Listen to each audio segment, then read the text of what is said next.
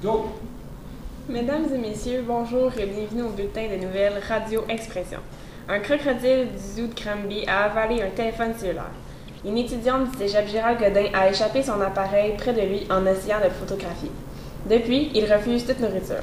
La jeune fille désire récupérer son cellulaire, c'est pourquoi l'animal sera conduit dans une clinique afin de prendre des radiographies et voir si le téléphone est toujours là.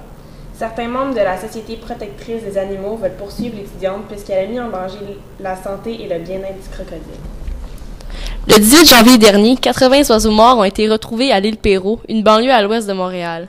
Les pigeons décédés reposaient sur la propriété de Max Untel. Pompiers, policiers et agents de la faune se sont présentés à sa résidence, puis 5 des bêtes ont été envoyées au laboratoire d'expertise en pathologie animale pour déterminer la cause de leur décès, mais elle n'a toujours pas été élucidée.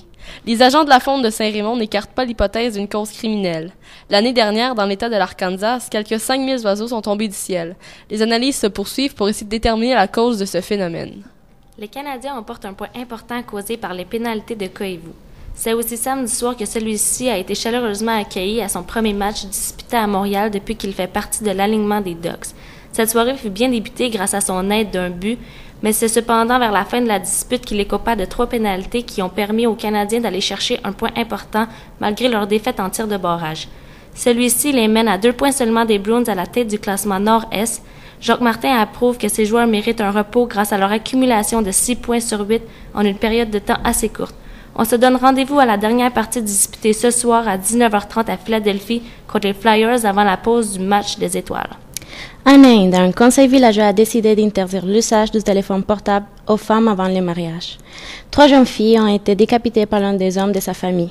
L'Association locale de défense des droits des femmes a fortement pris des mesures contre cette injustice rétrograde. Plus de 34 couples ont pris la fuite pour chercher du refuge dans des villages éloignés où cette loi n'a pas encore été appliquée. L'Igloo Fest 2011 vient d'être lancé pour la 5e année consécutive dans le Vieux-Port de Montréal. C'est à moins 20 degrés que plus de 45 000 jeunes venus des États-Unis et même de l'Europe se sont rassemblés pour danser sous la neige, entourés d'écrans géants, de lumière et de musique techno créée par des DJ internationaux. Voilà, c'était le bulletin de Nouvelles Radio Expression.